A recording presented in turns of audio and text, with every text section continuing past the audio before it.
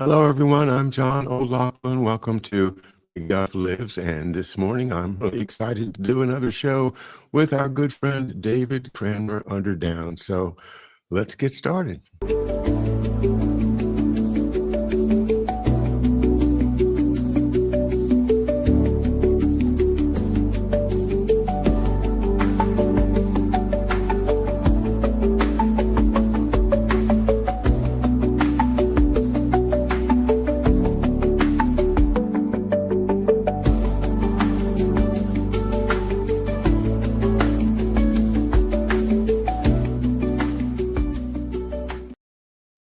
And welcome back once again, everybody. And let me add to our stage our good friend David Cranmer Underdown. Hey, David. Hey, Merry Christmas to you. Thank you. Merry Christmas to you and everyone else. And thank you for joining me again. It's always such a pleasure, and I enjoy it so much. Well, we're back to Detroit again, you and I. We've had a few visits to Detroit together over the years. But this one springs off of my show yesterday, in which I was featuring the writings of Escape Key under the title of Inaugurated in Dallas. And I think I would like to just kind of see where we can connect your material to what I was talking about yesterday. And that is that from Robert S. McNamara, we got the PPBS, the Policy Planning Budgeting System, which is the beginning of this management system of accountability through what I would really basically just call bean counting, but then taking an active role in shaping things by being an active manager of these statistics. And from there, we get to almost to today, where we read about things like digital twins, and where not only would a Department of Defense or a World Bank be managed by a system like this, which I think the word empiricism applies here, that cold empirical system of crunching the numbers and letting the results rule the day, has gotten to the point where we now have enough data centers that everybody probably has, at least in this country, in Western culture, probably already has a digital twin that they're watching what we do and using all of our online behavior to fashion a digital copy of what they think we are, and for what purpose, but other than basically what I would call slave management. Ultimately, you've got a system in which all the people that have submitted to it or have gotten ensnared in it or happen to live in a government where it's imposed are now virtual slaves, and they can be manipulated into whatever the people behind the curtain want to happen. So Robert Strange McNamara brings us to Detroit, the Ford legacy, Detroit, the Ford Foundation, Detroit, thinking about how you've described the Willow Run and all of the other important arsenals of democracy, as we called our show today. I thought it would be good for us to try to tie those things together. So with that introduction, I leave the floor to our good friend David. Go ahead, Dave. Well, Robert McNamara is from California, and he grew up in the Bay Area and went to Cal Berkeley, which has deep history with the military-industrial complex with Lawrence Livermore and Edward Teller, and a lot of the Cold War history is out of Cal Berkeley. So that was his background, and then he ended up being one of the Ford whiz kids. So what had happened was Edsel Ford was running the Ford Motor Company during World War II. His father, Henry Ford, had been linked with Charles Lindbergh in the America First Committee. They became famous as anti-Semites in the United States. So they had they shifted to Edsel, and then Edsel, he fired Henry Ford's union buster, who was named Harry Bennett, and Harry Bennett was sort of a Pinkerton type character. He did the intelligence for the Ford, but of course they were also, doing the manufacturing for World War II. So you had this FBI presence guarding the arsenal of democracy, and the man doing that job was named Jack Bugis. And Bugis was the head of the FBI for the Detroit area. And when Edsel Ford passed away, Henry Ford, as an old man, came back to run the Ford Motor Company. Edsel's widow did not want Bennett and did not want Henry's influence anymore. So they went with Jack Bugis, became the head of security, and then they made Henry Ford II the chairman. He was a young man. He was only 27. He was fighting in the Navy in World War II, and they brought him back. And to sweeten the pot, they brought in a group of novel systems analysts. You call them bean counters. I say systems analysts that were applying systems theory into computers and electronic sources, creating a more of an ability to do data sorting and specific analysis. So this type of work was brought to the Ford Motor Company, and they had the Ford Foundation, which was partnered with the Rand Corporation, which we talk a lot, because it was originally a Douglas aviation project with Hap Arnold and with Horace Rowland Gaither, who was the deputy the deputy director of the Rad Lab at MIT, which is where these systems analysts came from. They all came from the Harvard Radio Lab and the MIT Radio Lab. And this collaboration between these two groups is really important because the man that ran the Harvard lab was named Frederick Terman. And Frederick Terman later goes on to be the founder of Silicon Valley, and he starts the Stanford Research Institute. He's from Bloomington, Indiana. His father was at Clark University with Jung and with the Freud meeting, and then he was the person that created the Stanford IQ test that was used in the military for World War I to identify officers from cannon fodder in the Army. So that was the history of the Terman family. And so he was at Harvard. At the Rad Lab, the director was named Lee DeBridge, that was from Terre Haute, Indiana. His deputy was Horace Rowland Gaither. So you have all of this Manhattan Project, National Defense Research Committee, Ford Foundation, bringing in this young Henry Ford II. And, with the Willow Run specifically, they were doing the B-24s with Rosie the Riveter. And after the war, Ford Motor was going to do, they were going to do help Israel start to industrialize Israel in 1948, and the Arab League boycotted them. So Ford backed out of that. This is when McNamara became the president of Ford. McNamara became the president later, but what happened was they brought in Edgar Kaiser to take over Willow Run, and they made it Kaiser Fraser. Kaiser Fraser was I believe, took the tooling from Willow Run that they used to make the B-24s and other secret Air Force, projects that were being done in Ann Arbor in the arsenal of democracy, including the Ford nuclear reactor, the Phoenix program. Phoenix nuclear reactor was developed at Willow Run as a foundation, not as a corporation. And both freaking out. I'm sorry, but they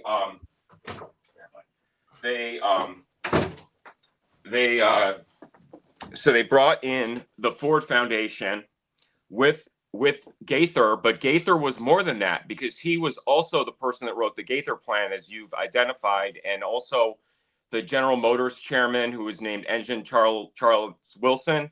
He was made Secretary of Defense when they put in New Look with Allen Dulles and John Foster Dulles when Eisenhower became president.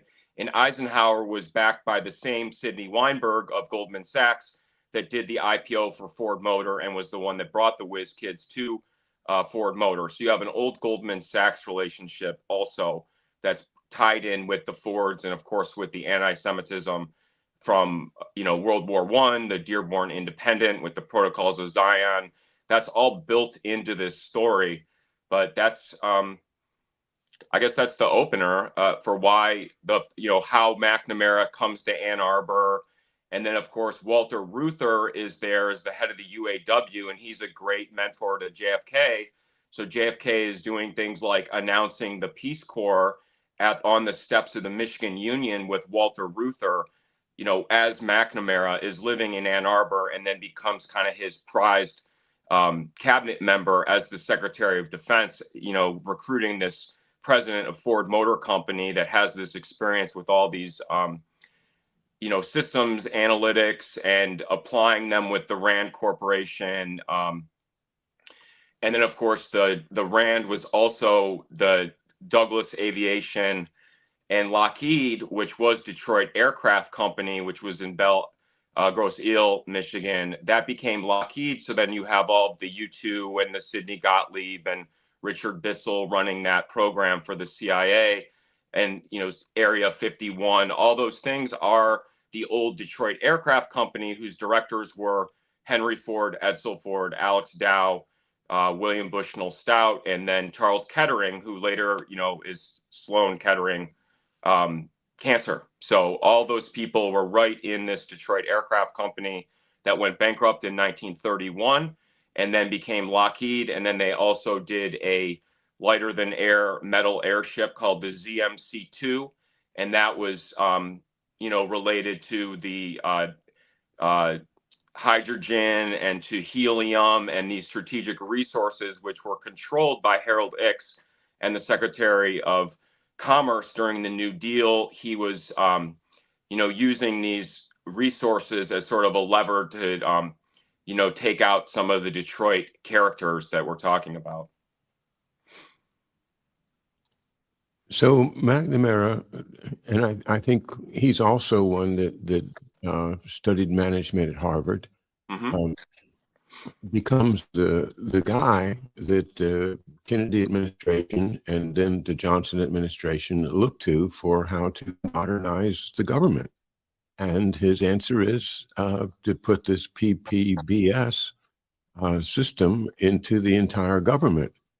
And the article I was sharing yesterday kind of traces a path from that point up until now, where we now are facing this digital prison, or the algorithm ghetto, as Herboye Morich calls it. And, the idea that everything is going to be digitized, that comes from, I believe it comes from the PPBS and development since then. Would you agree?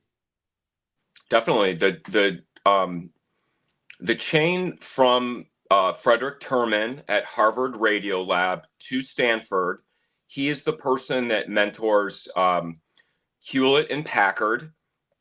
David Packard later runs the Packard Commission, which codifies these ideas in '73 with the Packard Commission. And then you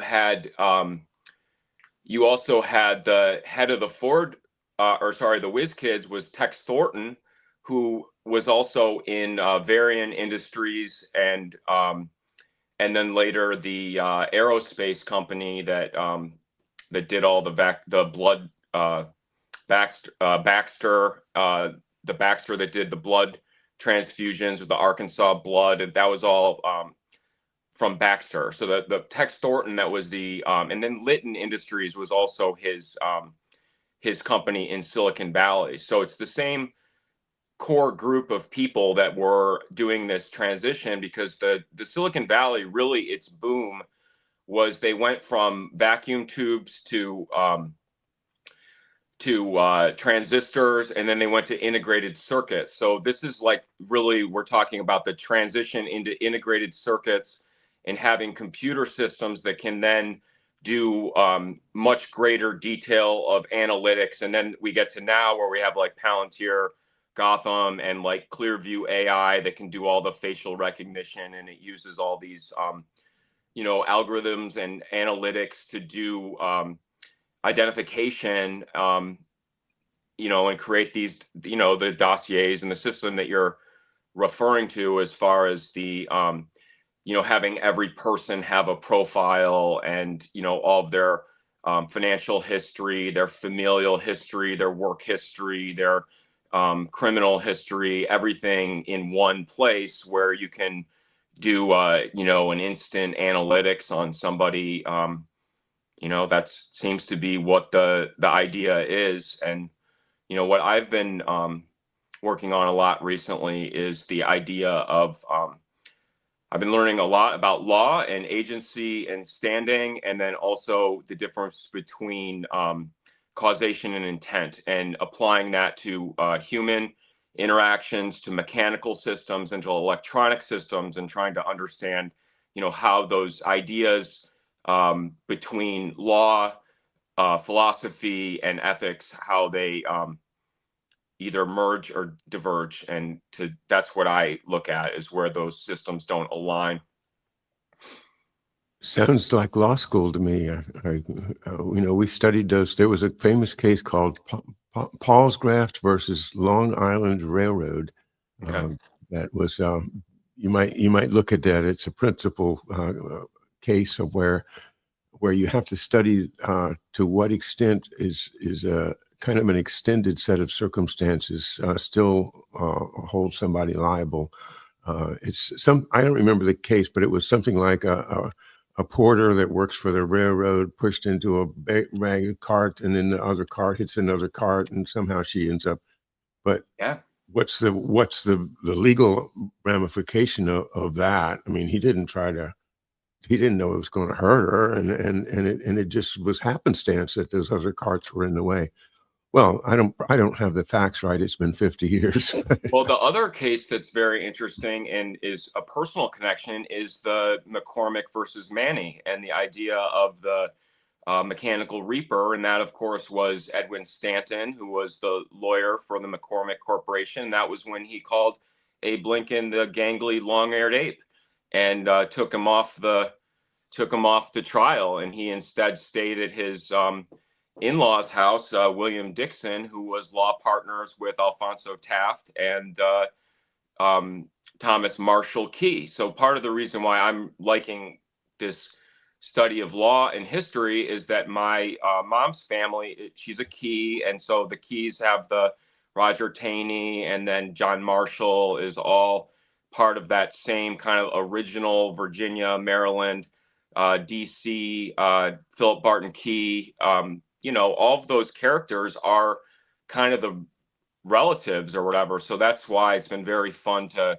go through that, because Alfonso Taft has everybody that loves Skull and Bones lore.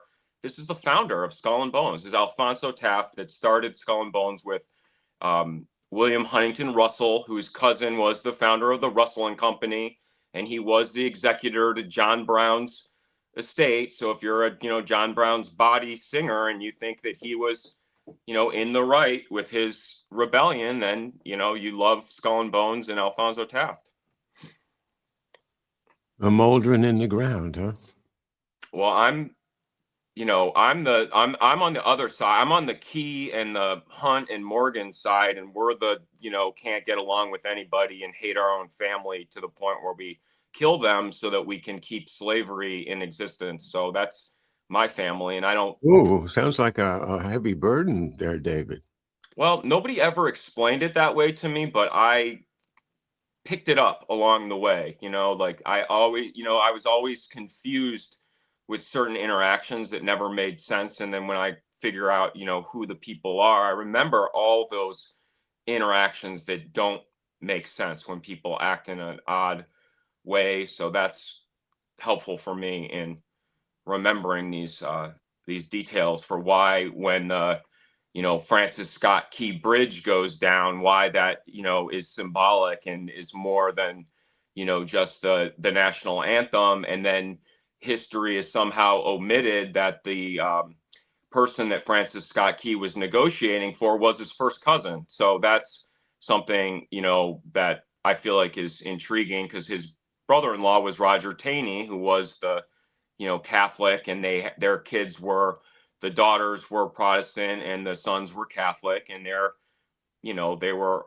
part of the Talo family is another really interesting family because they, had the Octagon House where the Treaty of Ghent was signed. You also have the Dolly Madison taking the George Washington portrait out of the burning White House and putting it in the Octagon House. So you have like really good American lore that was in all these stories. Well, you just got to come down here, David. I mean, this is your home land. I mean, as I've told you many times, I can go walk to the outside on my property and look across the Wacomico River to the original Key home, which is right there on the Wacomico River in St. Mary's County, Maryland, and it all branched out from there. And yeah, come down, please. We'll Yeah, go. no, I'd love to. The thing is, we didn't like the other intrigue is that Key was also the in-law of the Lloyds, William Lloyd, and there's the Lloyd Chase House, and the Lloyds, William Lloyd or Edward Lloyd, is the name of the founder of the Lloyds of London, and Edward Lloyd the First started the candle auctions at the Lloyd coffee house, and that, of course, they were like the Barings family and the Hope family. They were the great rivals of the Rothschilds.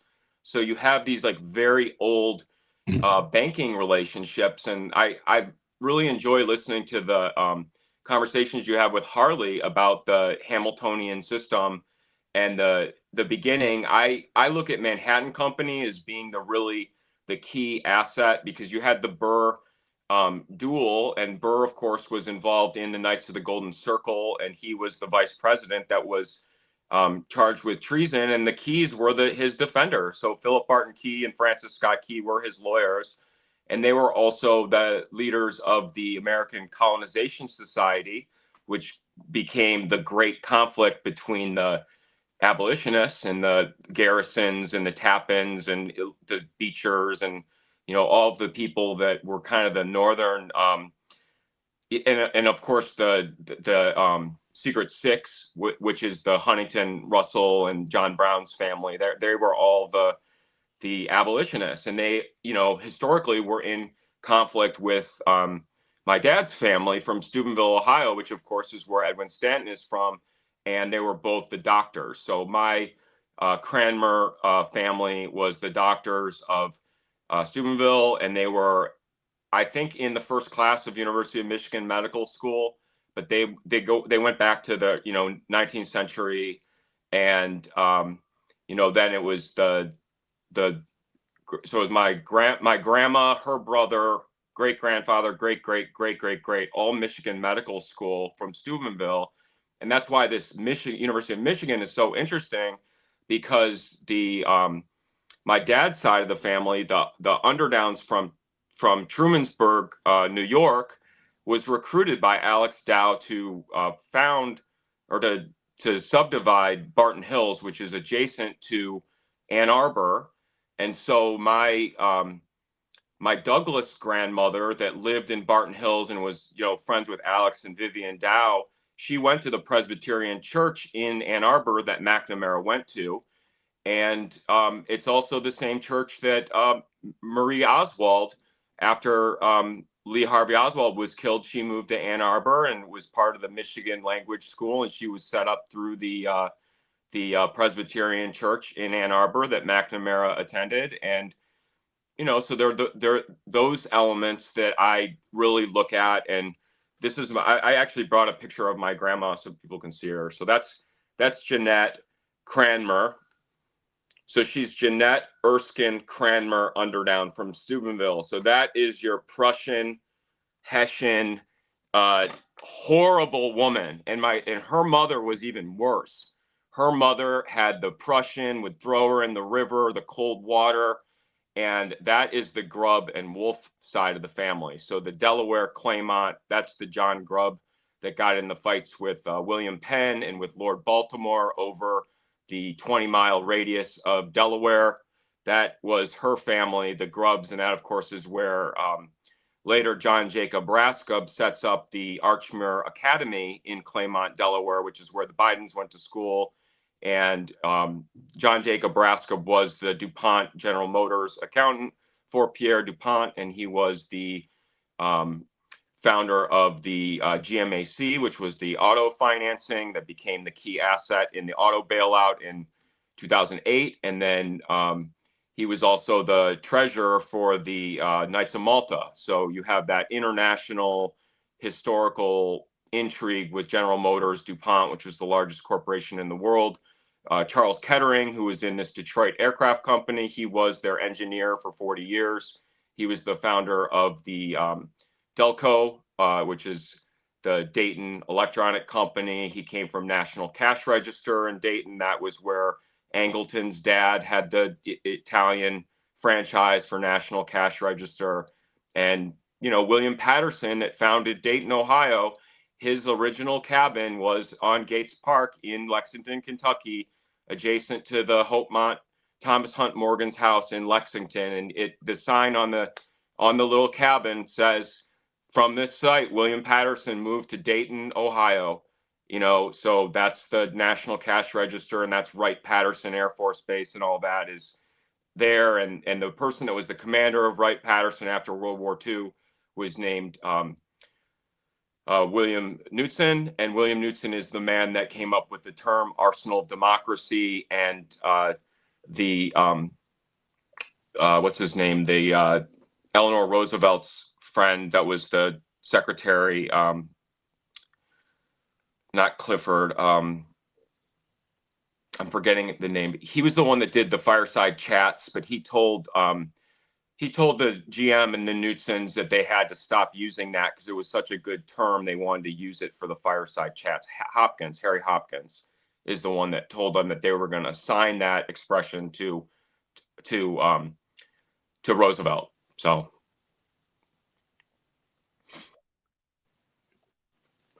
One of the points that I had never seen on the issue of Hamilton and the American system, which we talk about with Harley Schlanger, was the fact that the loans that we needed to pay back were generally with Hope and Company of the Netherlands and not British banks, and this was a different system. So I had kind of had a gut feeling that we got sold out when we agreed to repay the debts that existed before the war, and I guess during it. But in fact, if we hadn't been able to borrow that money from Hope and Company and in France and other places that were not the same thing as the British Empire at the time, that we couldn't possibly have financed the revolution at all. So I felt a little better about Hamilton's system once I realized that borrowing was not from the Rothschilds or a British entity. And the more I've studied it, the more I feel like that Harley and Schiller folks have got it right. That Hamilton was in fact a patriot that was trying to build an economy based upon progression of wealth and increasing the national product so as to improve everybody's lives and make the future possible. That's where I've been with it for some time, but I know a lot of people don't trust Hamilton at all. So I leave the question open. Yeah, I think it's important to remember that after Aaron Burr was dispossessed of his assets, that it went to John Jacob Astor and the American Fur Company, and he was the one that partnered with the British East India Company for opium to bring that from the Far East. And he also did the Russia, Astoria and Oregon was his port. And he came in and he acquired a lot of the land in Manhattan. So I don't know. I mean, they become the Cliveden set later. So if you know the Profumo affair, that was where, Mandy Davis and the Go-Go Girls were, at Cliveden, Nancy Astor's house, so to me, it's the old intelligence thing. I mean, because again, like with Hope, to to me, a clear picture of Hope Bank. It was partnered with Barings Bank, and they were the bankers for the Dutch East India Company and the Dutch West Indies Company. Those were rivals of the British East India Company. So there were some partnerships because, again, when you finance a chartered corporation like the British East India Company, you have the Hudson Bay Company was the North American version of it, and that was started by the James's brother, the Rupert's Land is named after that. So this is where you get into the we went to an engagement party last night for our family friend who is amazing woman, and she's the chairman of Christie's auction house, and she's the head of the whole thing. Whoa. And she was at Sotheby's with Al Taubman when Al Taubman owned it, and she has a very favorable opinion of Alfred Taubman. And people that study this know that Alfred Taubman was Leslie Wexner's mentor, and that he was the was in Pontiac, Michigan, and Taubman Company had the mall spaces, and then Wexner had the retail. And this is all stuff Harley will know because the Wexners were from Columbus, and that they were Columbus, Ohio. And so they started off at Lazarus, was where Wexner's mom worked, was at Lazarus, which was a part of Federated Department Stores, which is Macy's and the Rothschilds. So these are all the old department store families. And of course, in Detroit, we know all the department store families because they're the ones that are at Campus Martius. And that's where Hudson's and Kearns and the Crowleys are all, we know the founders' families of all those department stores. And that, long ago, I heard that every bank started as a dry goods trader. Every single one of them was originally a dry good trader that evolved from that. So that's where that comes from. And, if you look at Wexner, you have to go back to the Ohio Company and go back to when they made the Northwest Territory. And what is the difference between the Ohio Company and the Western Reserve, the Connecticut Reserve, which was that was started by John Brown's father, who had U.S. Grant's dad was working in Hudson, Ohio, and that's where my great grandfather did his residency after University of Michigan. It's where my grandma went and got sexually harassed by the chemist when she was working on blood transfusions and things, which obviously were part of the World War II special projects. Penicillin was a super project, but blood transfusions and being able to take blood and dehydrate it, and those were all super projects that they were doing for surgery. To be able to do, and of course, this is all related to the IG Farben and to but again, General Motors acquired Opel in 1931. That was the largest automotive company. So before Hitler was in power, they were already there. Henry Ford built Ford Germany, before Hitler was there. So they were already integrated. And this is the idea of the international corporations. Ford and General Motors were two of the largest corporations in the world. They're models. So, Detroit has had a huge, it's been gutted and a lot of the industry is gone. And so people like me that grow up here, it's very hard to believe that we were the arsenal of democracy and that the entire world sent the best engineers in the world to study the processes that were developed here. But that's the reality of it. And those families live in this neighborhood. As I was telling you, when the Whiz Kids came, 4 of the Whiz Kids were ushers at St. James Church in Birmingham where my grandpa, who was married to Jeanette, was an usher also. And including like Ernie Breach, who's very famous. He came from Bendix. And then the guy that became the head of the Stanford Business School, R.J. Miller, who's another person that was a whiz kid and a major factor in this, McNamara plan. He was an usher there too. So all these characters lived in the neighborhood, so, and my dad was the paper boy for a lot of the characters, and the dark ones like Dow Chemical and Charles Coughlin, the radio priest, the chief chemist for Park Davis, which is the largest pharmaceutical company in the world. He was the childhood paper boy for all those companies, and his best friend's, great grandfather started the Detroit News, the paper that he was delivering. So that's the background that, I'm working off of. So many things, so many threads I could pull on. But I want to now turn, and I think we've established that Detroit is the arsenal of democracy. That was our main task today, and well done. But also we have the Ford Foundation and McGeorge Bundy, who was the president of that foundation for like 15 years or so. And I did a little bit of research before the show just to be somewhat prepared. And I was pretty astounded at all of the things that the Ford Foundation has done that have really changed America. One of them is the creation of PBS and all of that whole network of media and propaganda, if I may add. And then there is the philanthropic contributions to things like the ACLU, the Black student unions, things to try to raise up people who are historically disadvantaged. Things that sound really good, especially if you're a liberal Democrat that might have voted for Harris. But I see, of course, that it is the other side of the control mechanism that I was talking about yesterday and at the beginning of the show.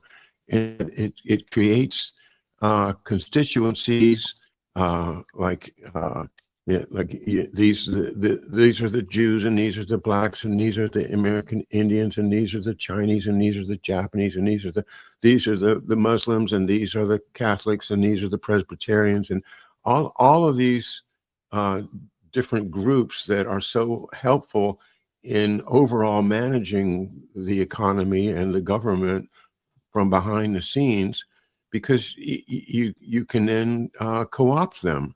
You can put some demagogue in charge of them and have them go along with your program.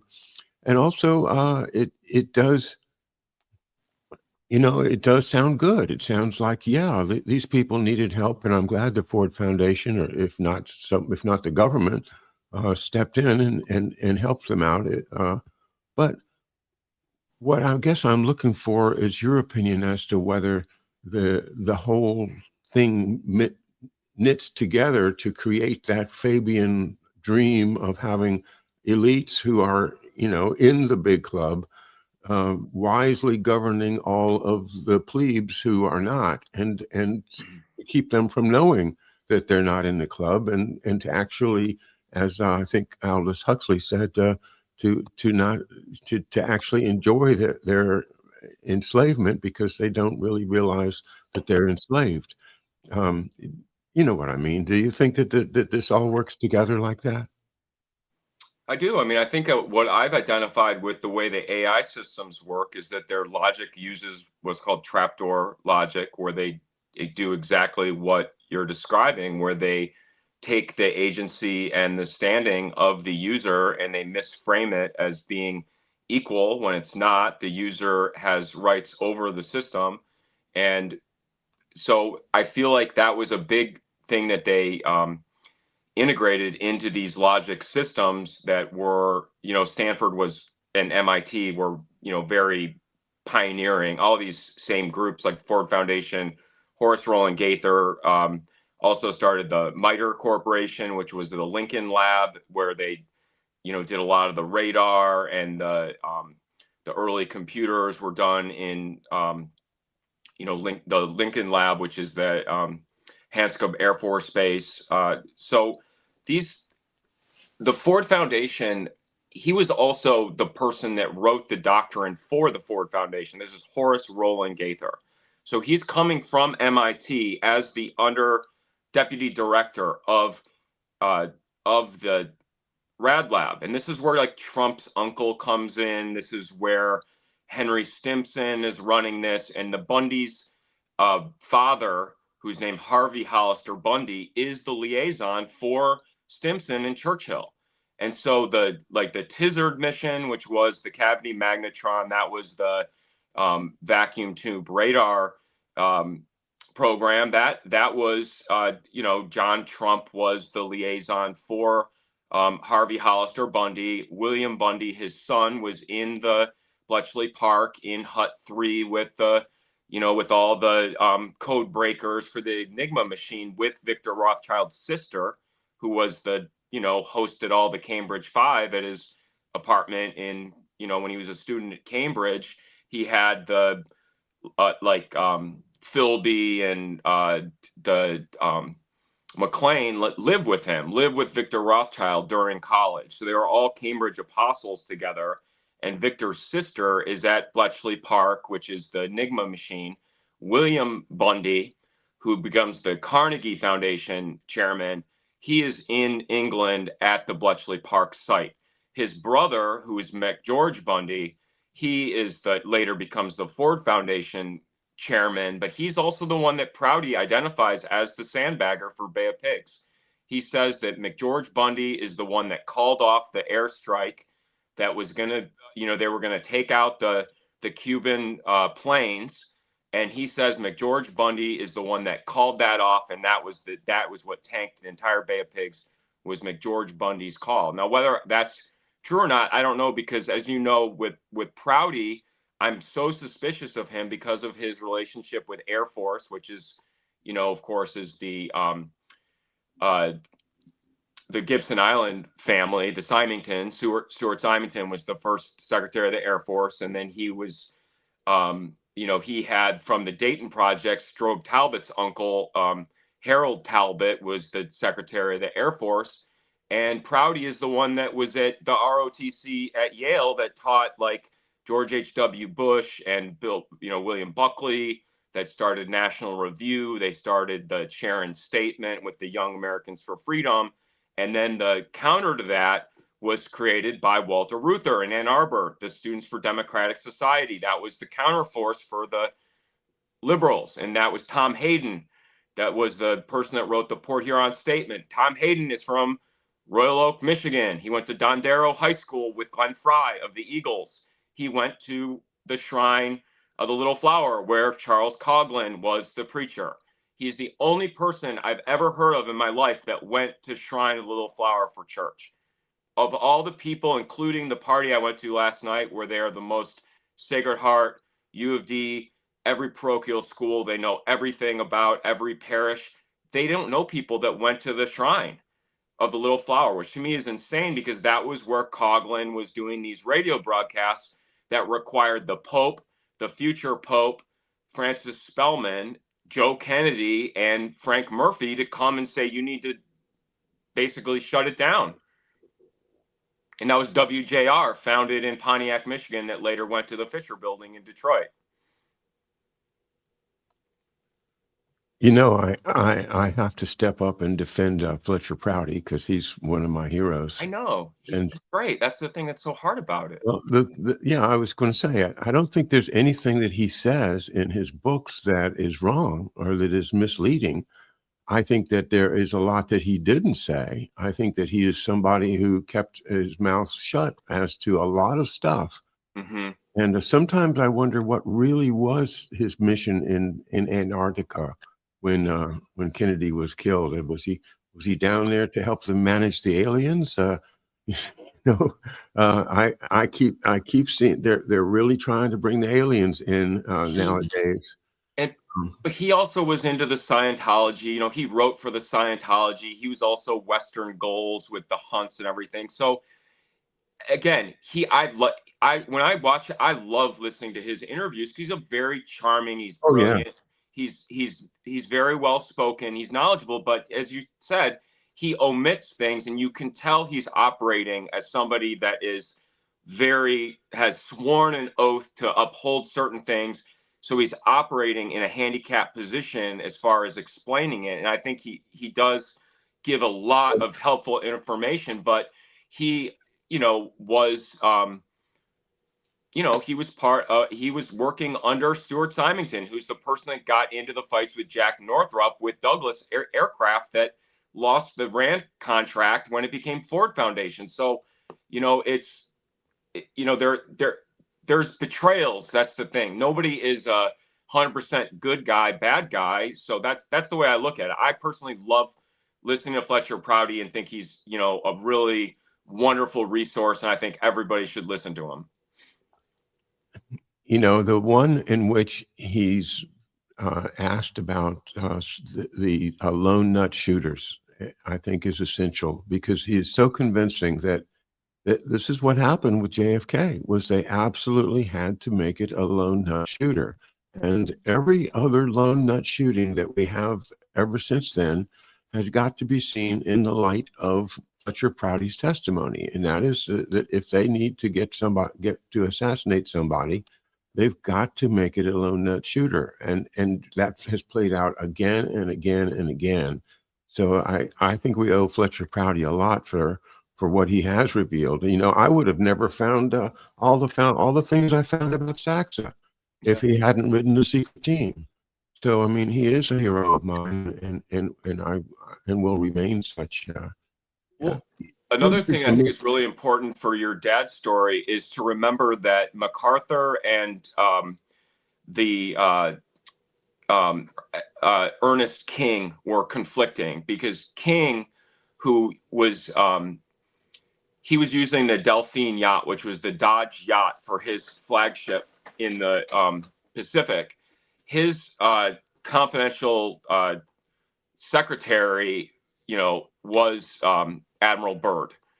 Admiral Byrd, Richard Byrd, was the best friend of Edsel Ford, and was he flew the original Antarctica flight, which Prouty talks about, was the Josephine Ford. So Josephine, the original one they named the Ford Trimotor after, was the sister of Edsel Ford.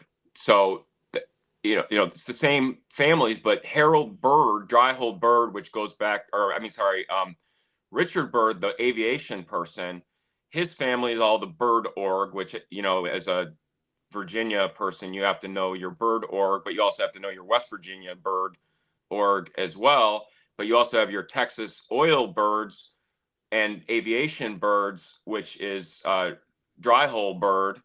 And he was the owner of the school book depository. And he was he was in Chance Vaught, or LVT, which, merged with Convair. And the guy that was,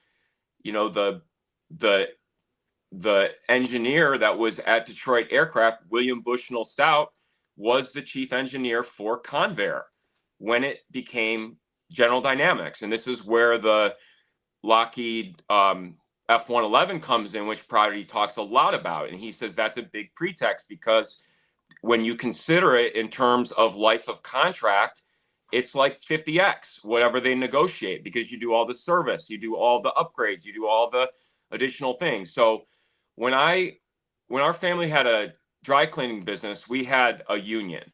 And so we used to have to do union negotiations, and we had a lawyer that was so helpful, and he used to work for homemade dinners for my mom, literally. And he was a wonderful lawyer. But what he taught me was that with the health insurance and the co-pays, you just want to get your foot in the door. Anything, any language in the contract is all you want the initial round, because downstream you can negotiate it later, and you're not going to have the same people. And to me, that resonated with the Allen Dulles focal point system, where you insert people, you insert language that you sit on, you don't act on it right away to make it obvious, but you wait a couple generations when the critics may be out of the system, and then you sort of raise the temperature slowly. And that is part of what I believe is the X2, the corporate espionage that, the OSS was running with the SOE, the Brits, and that was the British Security Coordination. But that's, to me, the technique of sort of the zero footprint technique that we talk about with like David Petraeus and coin operations of now, is the idea of just getting language in a contract, or getting one person in to sort of integrate, and then you sort of forget them, and then that's how you can later go back to that and sort of change the policy. And that also goes back to the strategy that the Rockefellers used to overtake a lot of the petroleum companies and have sort of the activist investors that would go in and do, activist boards. That was what Warren Buffett's mentor, Benjamin Graham at Columbia, that was his sort of forte, was going in and using activist investors to take over these sort of legacy corporations that the Rothschilds, I think, had a lot of trouble cracking into, but this was the way with union activity. And this is how I think they kind of have the full spectrum dominance that we have now. Yeah, we're already into full spectrum dominance. I was speaking to Harley over in Germany, and asked the question about censorship, and he said that people are afraid to speak up. They're just afraid to speak up. They'll lose their jobs. They'll get shunned. They'll be outcast, and it's already there in Europe. It's in the laws. You can't criticize the government. You can't go against the narrative. Right now in this country, we seem to be holding on to the rights that our Constitution and our birthrights give us, but we also seem to be right on the slippery slope of losing it all. And I wonder, what's your opinion? Do you think that we're going to inevitably lose our individual rights and become, subject to an immortal and immutable elite narrative? Well, I think that a lot is happening right now in Michigan and Ann Arbor that's related to all these issues. And one of them involves the football coach and a very public firing of the football coach. And then there's a data center, which is part of the Stargate program, which is going in with OpenAI and with Larry Ellison, who is the founder of Oracle Corporation. And his wife has been very active in the new system that college sports has. I don't know how closely you follow college sports, John, but there's been huge changes. It used to be there was very rigid about you would get a scholarship and you were allowed to take, like certain benefits. And then if players took excessive benefits, then the university would be punished. And they've completely changed that system now, where now you can pay players to come to have great players, and you can pay coaches. And this, of course, ties into like the state of Michigan law with the, being a state institution with regents that are elected. And so this ties in because DTE is also involved in this data center. And what they're doing is Sounds like Bo's anxious. Ready to be out of here. So the data centers are requiring basically a doubling of the energy needs of the state of Michigan. Yeah. They are doing this project with an ex parte permit, which means that the normal checkpoints and governance has been overruled. Whitmer did this under her emergency powers when she was during the COVID. And so they're putting in this, and they've done the study that they did was only for a cost study. They didn't do a supply side study for this data center. So what they're doing is they're doubling the needs of data.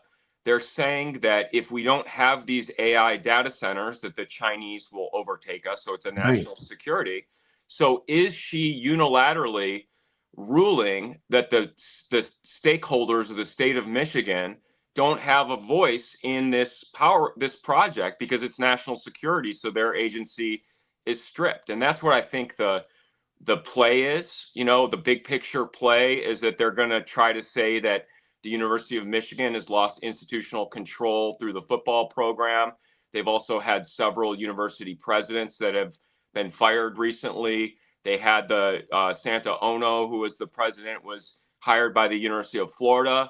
And then Donald Trump Jr. came in and said, no, this guy's a woke president, and that University of Michigan had all this anti-Semitism on the campus and they didn't feel safe. And so he can't be there. And of course, Peter Thiel has the the Thrive Capital, which is the anti-woke investments with Peter Thiel and Vivek Ramaswamy. So it just seems like this is sort of the and also the other person that's involved in this is Stephen Ross, of course, and Stephen Ross is the nephew of Max Fisher and is the related company Construction, and is the longtime friend of Donald Trump, and they were of course, the co-owners of the New Jersey Generals, the USFL football team.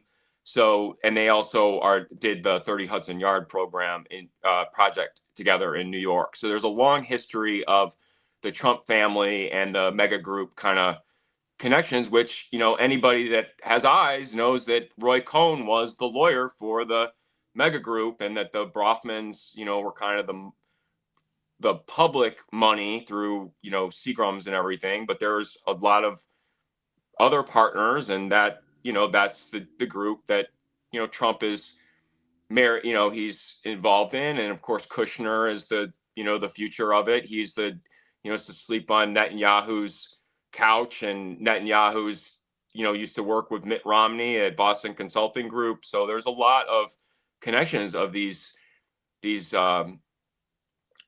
going on now. And of course, with this energy project, with the whole, Max Fisher, and then with Stephen Ross, the other person that is omitted is the Leon Black, because Eli Black, who was the United Fruit Company, which in your story is critical to understand the history of United Fruit and know who their lawyers are and who their bankers are, and how they used private mercenaries to do,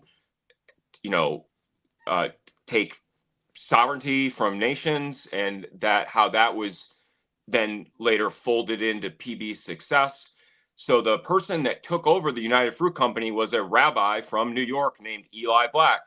Eli Black went flying out of the 44th window and splattered on Park Avenue.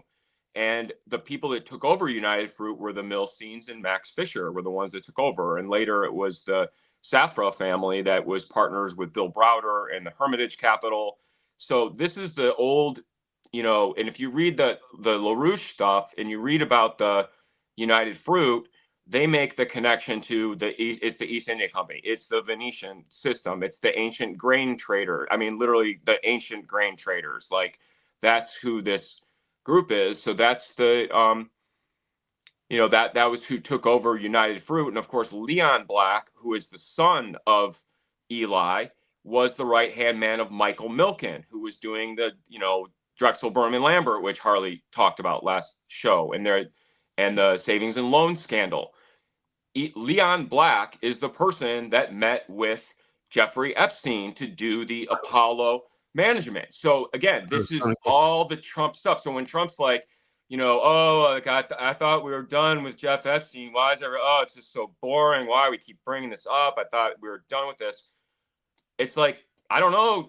I mean, your mentor was the lawyer that structured all this, and rode in the limo with Cy Newhouse and with Gene Pope to Horace Mann High School. Maybe that explains. Maybe Ronald Lauder, the head of the World Jewish Congress, right next to them, who you've been friends with your entire life. Maybe that has part of the reason why people still bring it up, because the Stone Fortress is only like 5 blocks from where they got picked up. So it's like, I don't know, maybe that's why people are still interested in that story.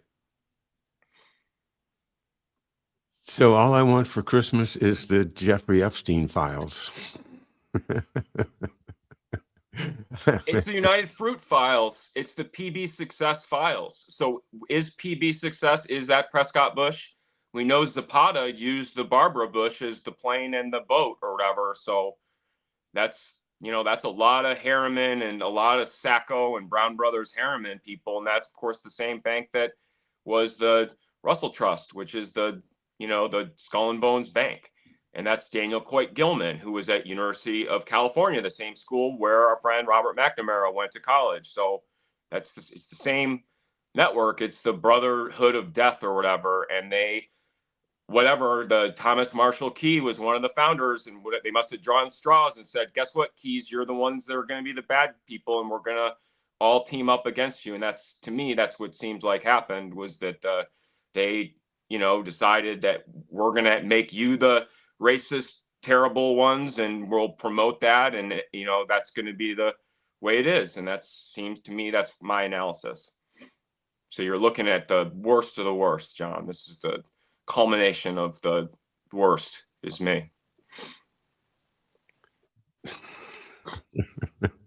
It's not you, David. I don't feel like it is, but I feel like that's what is like the idea is, the Paul Whelan, security teams are not relenting. So I am just like, anytime people like, I feel like I say all this and nobody knows anything, nobody knows nothing about nothing, and it's fine, but don't have the project going all day next to me. I mean, it's just like, it's not zero footprint. I've said it's not zero footprint. So to say there's no intent and that there's no premeditation is not valid. So I just wish that they would relent and show some kind of ease the pressure for the family, because it affects my family a lot. And I don't think it's fair. I'm sorry to hear that it's still going on, David, but it's an incredible thing that you do. You're exposing so much, and I think that makes you one of the real stellar good guys here at McDuff Lives. And that's my McDuff right there. She had the exact same fate as your father. So she died when my dad was a freshman in college. So that's my McDuff. Okay. All right, David Cranmer, Underdown, thank you so much for another great show and another year full of great shows with you, David. And I'm just excited to know that we haven't solved everything yet, so we'll have to get back together in 2026. Sounds good. Thanks, John. Merry Christmas, everybody. Thanks, everybody. Bye-bye.